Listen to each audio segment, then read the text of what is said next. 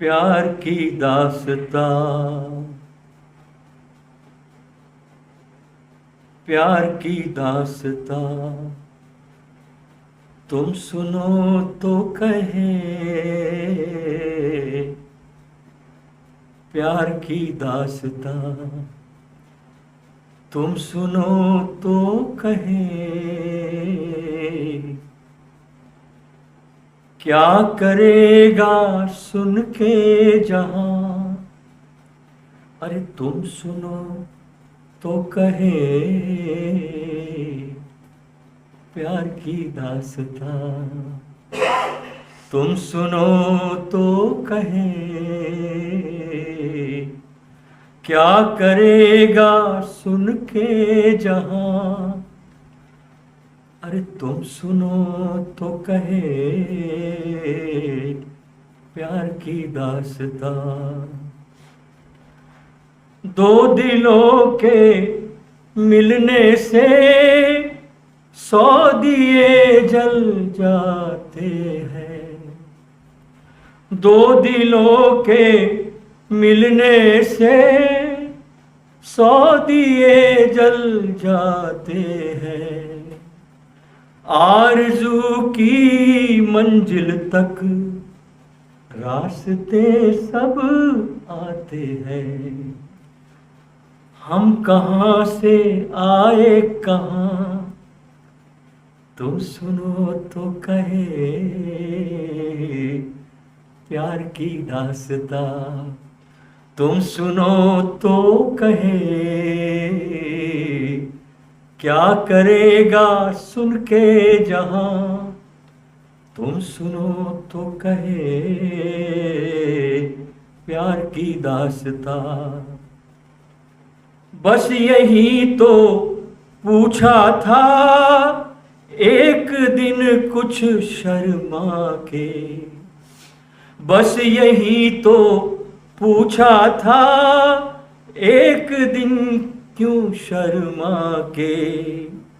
क्यों गगन यूं मिलता है इस जमी से घबरा के। हो गए सब अरमा जवां, हो गए सब अरमा जवां, अरे तुम सुनो तो कहे, प्यार की दास्तां तुम सुनो तो कहे। क्या करेगा सुन के जहां, तुम सुनो तो कहे, प्यार की दास्तां। ये प्यार की गुफ्तगू है।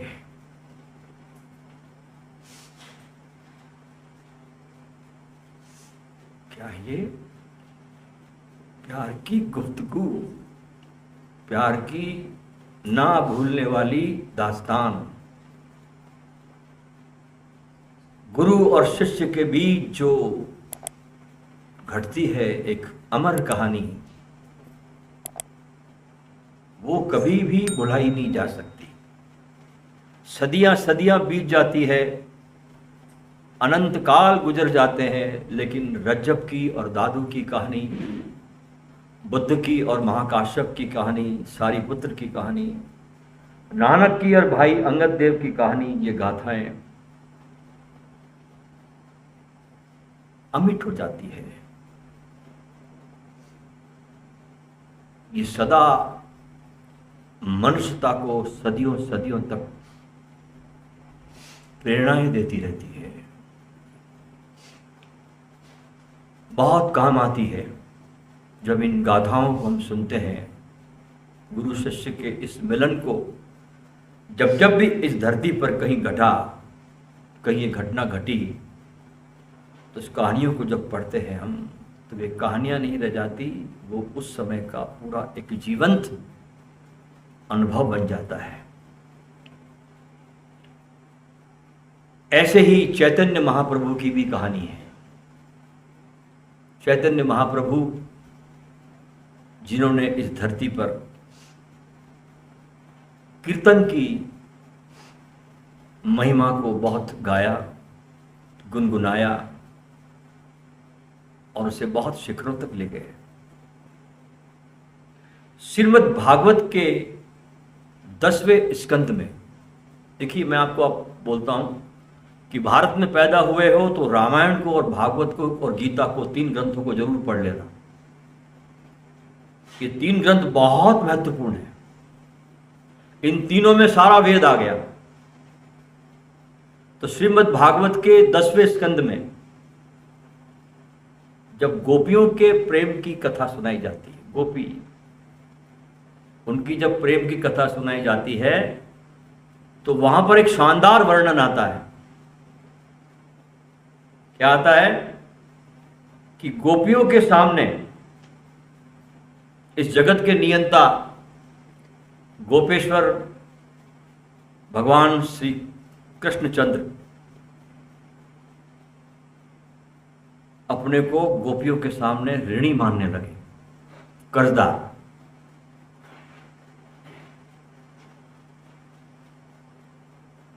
और उन्होंने कहा कि अगर मुझे देवताओं के बराबर भी लंबी उम्र मिल जाए और निरंतर तुम्हारी सेवा मैं करता रहूं तो भी गोपियों तुम्हारे ऋण से मुक्त नहीं हो पाऊंगा।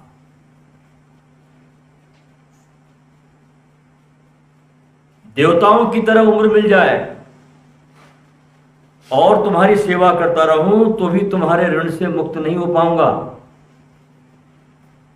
मैं तो इस ऋण से मुक्त हो ही नहीं सकता। हे गोपियों, मैं इस ऋण से मुक्त नहीं हो सकता। तुम चाहो तो मुझे अपनी उदारता से मुझे इस ऋण से मुक्त कर दो। देखिए जगत का नियंता कितनी साधारणता से गोपियों के सामने अपना निवेदन कर रहा है कि मैं तो मुक्त नहीं हो सकता, तुम चाहो तो अपनी उदारता से मुझे तुम मुक्त कर दो।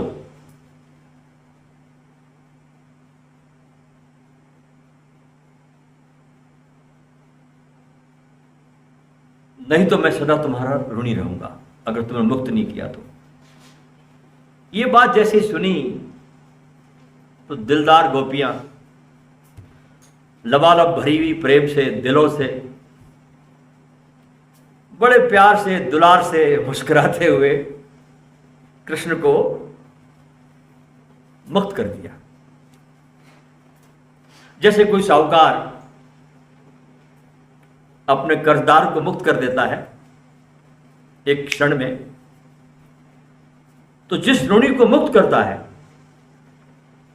वो उस साहूकार की उदारता को बड़े प्रेम से गाता है और उसकी बड़ाई भी करता है, उसकी तारीफ भी करता है। ऐसे ही गोपियों के प्रेम को सर्वत्र गाने और लोगों तक, उनके दिलों तक पहुंचाने के लिए, सुनाने के लिए स्वयं भगवान कृष्ण लालायित हो गए। इसलिए वे चैतन्य महाप्रभु के रूप में इस धरती पर आए। ये कृष्ण का ही अवतार है। किस लिए आए? गोपी प्रेम की चर्चा को सर्वत्र फैलाने के लिए, इस प्रेम के सागर को और लोगों तक पहुंचाने के लिए, इस सागर में और डूब जाने के लिए। कि सागर ये अनंत है, अनंत है, अनंत सागर है। जितना डूबते जाओ तो आपको पता लगेगा कि अभी और अनंत है। और ये सागर कहीं बाहर नहीं है। ध्यान से सुनना, मैं बार बार ये बात बोलता हूं आपको। मैं चाहता हूं कि बाहर के भटकन से आप बच जाओ, अब खत्म करो। ये सागर तुम्हारे भीतर है। तो एक तो यह कारण था भगवान कृष्ण के अवतार लेने का चैतन्य महाप्रभु के रूप में इस धरती पर। और दूसरा कारण एक और ज्यादा महत्वपूर्ण था, इससे भी ज्यादा। वो ये था कि एक बार राधा ने कृष्ण से कहा, राधा उनकी बहुत अतिशय प्रेम से भरी हुई, और देखिए ध्यान रखना, जहां प्रेम होता है ना वहां सम्मान भी होता है। जिस प्रेम में सम्मान न समझना वो प्रेम है ही नहीं।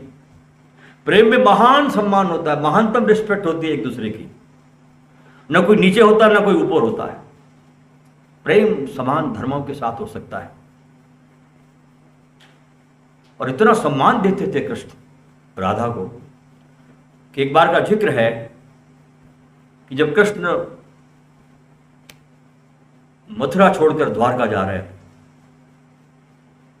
नगरी बसाने के लिए, राधा को मालूम पड़ा। तो राधा जिस रास्ते से रथ गुजरेगा वहां रास्ते में आकर खड़ी हो गई। रथ जैसे ही पहुंचा राधा के पास, कृष्ण उतरे अपने रथ से, राधा के पास गए, बहुत देर तक बातचीत की और वापस आके रथ में बैठ गए। राधा ने कहा, कृष्ण मैं तुमको रोकूंगी नहीं, तुमको और आगे जाना है। जिससे सच्चा प्रेम होता है ना, वो कभी तुमको रोकता नहीं, कहीं तुमको स्थापित नहीं करता, कहीं भी अपने स्वार्थ के कारण तुमको कभी रोकेगा ही नहीं। तुम जाओ, तुमसे बहुत कुछ काम होने को है। तो जब कृष्ण जब रथ में वापस बैठ जाते हैं तो सारथी पूछता है उनसे, भगवान ये बताओ कि ये कौन थी आपकी? सारथी शायद परिचित नहीं होगा राधा से, या आपकी कौन थी? तो कृष्ण इतने सम्मान से जवाब देते हैं सारथी को, कहते दुनिया जब मुसीबत में पड़ती है, परेशान होती है, तो वो मेरे पास आती है, और जब मैं मुसीबत में परेशान में होता हूं तो मैं इनके पास जाता हूं। देखा आपने सम्मान, क्या सम्मान दिया है कृष्ण ने राधा को, कि मैं जब परेशान हो जाऊं, मैं जब समस्या में आ जाऊं,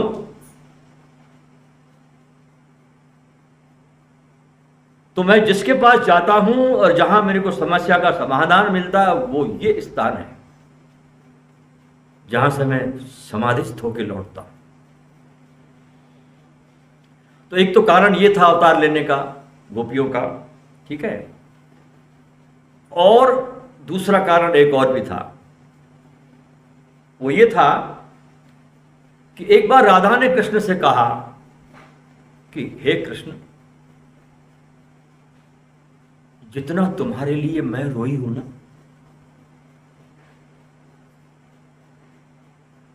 उतना तुम मेरे लिए नहीं रोए। देखिए, प्रेम हो रोना ना आए तो क्या खाक प्रेम है। प्रेम का तो मार्ग ही आंसुओं की धारा है, वो तो मार्ग ही पूरा आंसुओं से पटा हुआ है। प्रेम यानी पिघलना,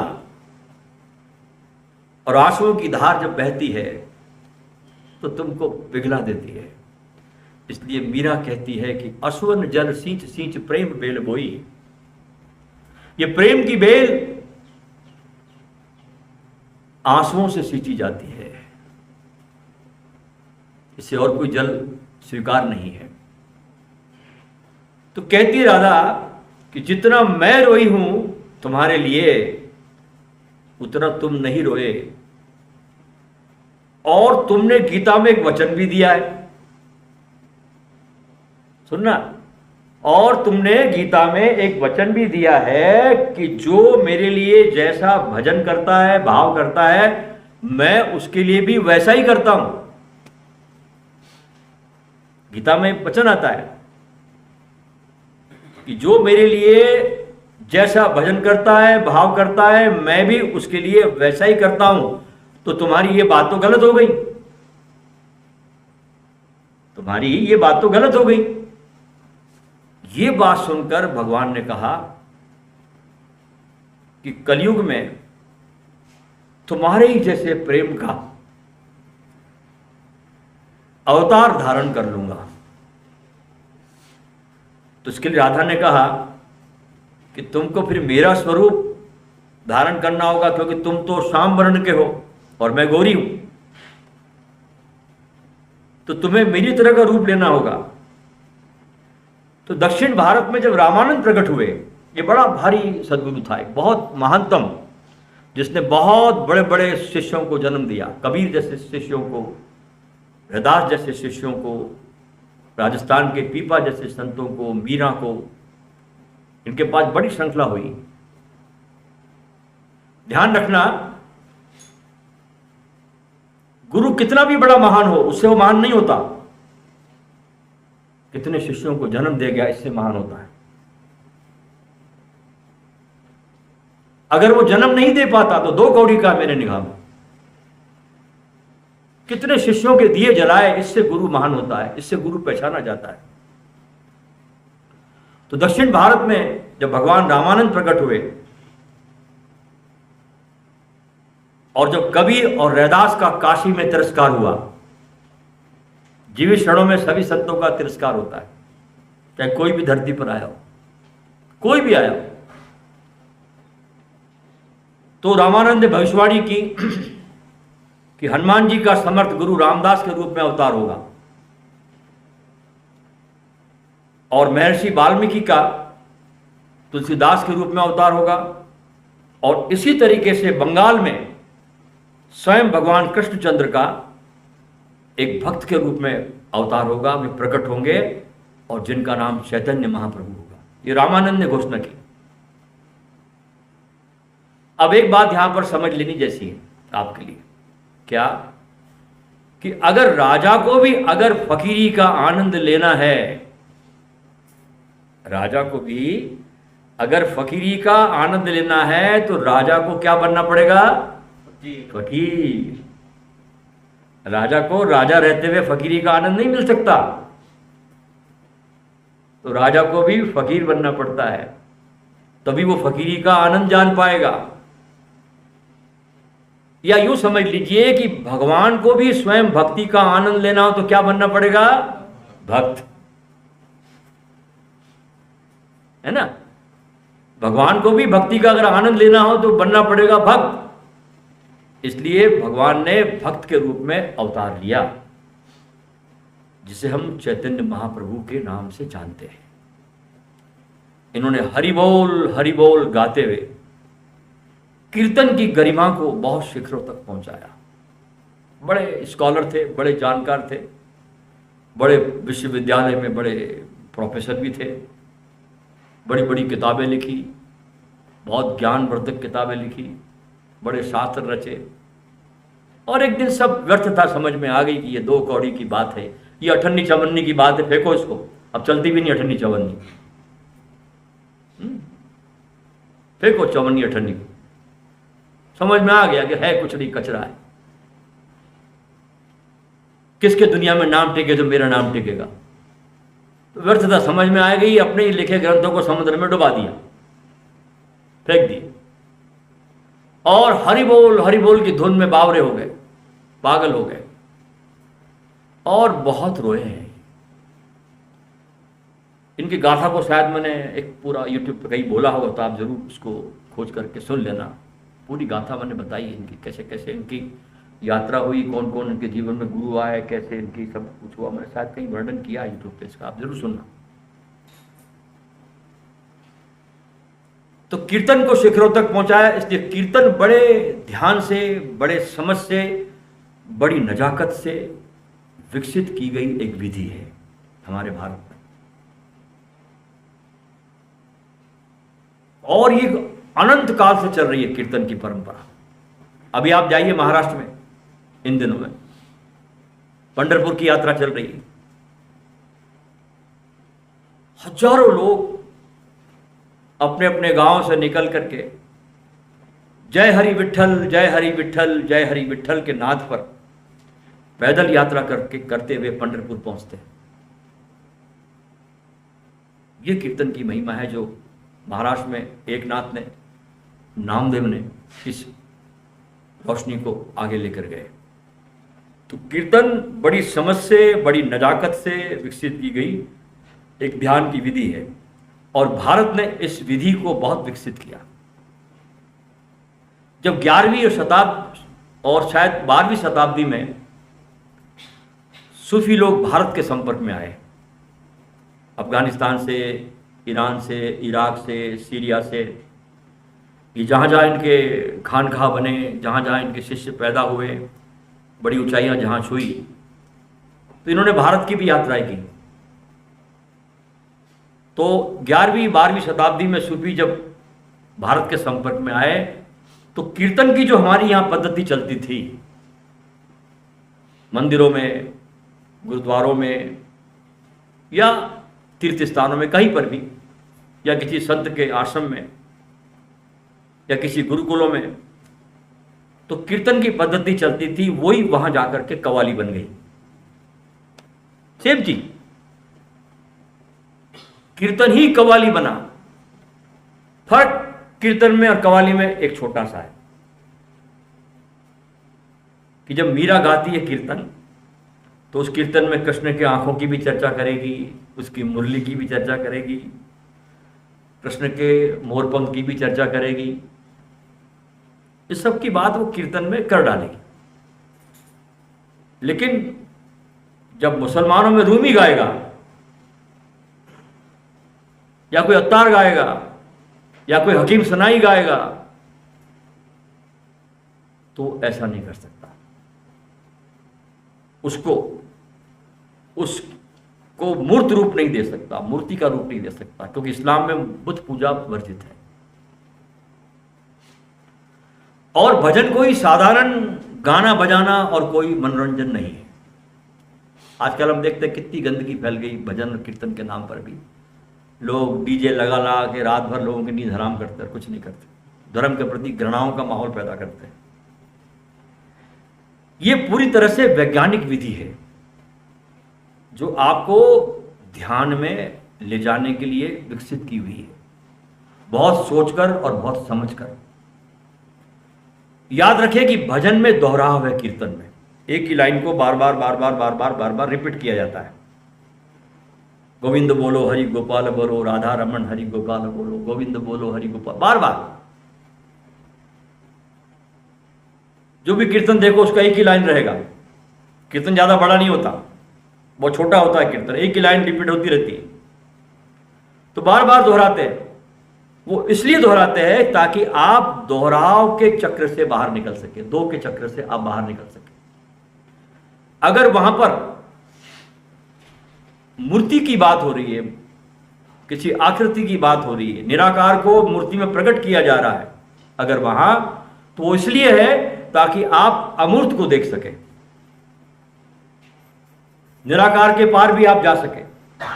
अगर वहां संगीत है, शब्द है, तो इसलिए सिर्फ है ताकि आप मौन की ओर जा सके।